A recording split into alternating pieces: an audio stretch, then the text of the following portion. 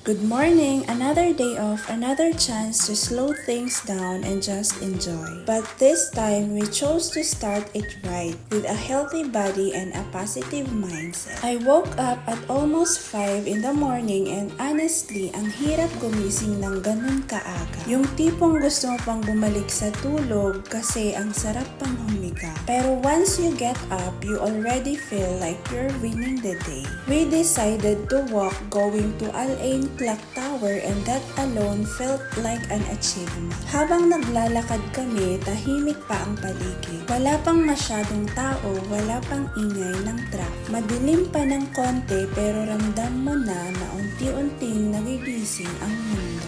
It's that peaceful kind of moment na bihira mo ma-experience kapag late ka gumising.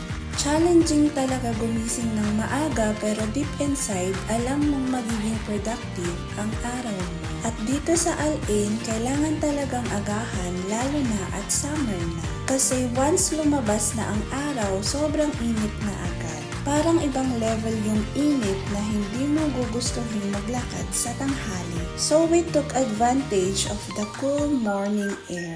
Yung hangin na presko pa, hindi pa mainit, hindi pa nakakapagod. Habang naglalakad, napapaisip ka rin minsan about life, about goals, about small things you're grateful for. It's not just a physical walk, it's also mental clarity.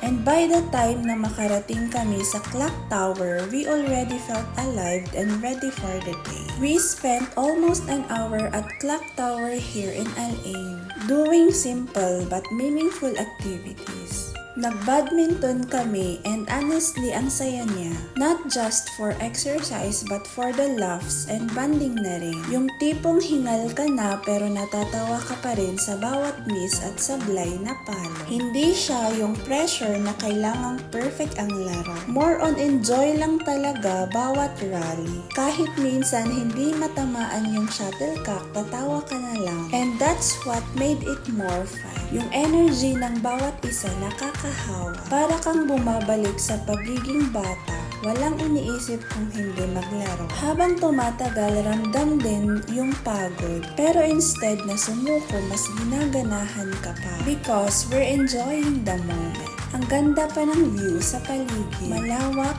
malinis at very calming sa mata. Nakaka-inspire lalo mag-exercise kapag ganito yung environment mo. Parang gusto mo pang tumagal at hindi agad umuwi. Dagdag pa yung fresh na hangin, yung tipong bawat hinga mo, ramdam mo ang linis at ang gaan.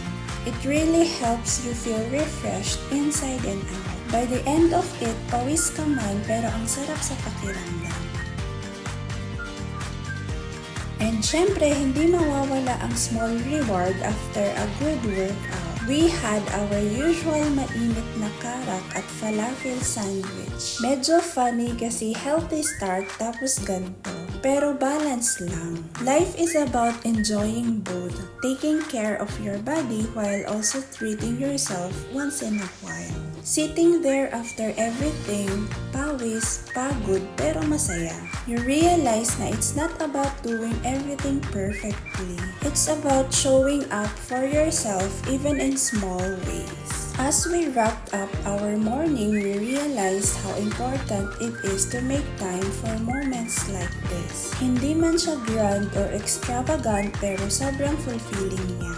It reminded us that happiness can be found in simple routines. Yung tipong hindi mo kailangan gumastos ng malaki para maging masaya. All you need is time, effort, and the willingness to show up. Moments like this make you appreciate life even more. You start to notice the little things that truly matter, and you become more grateful for what you have. We may not have a perfect routine every day, but mornings like this remind us to keep trying. Because at the end of the day, taking care of yourself will always be worth it.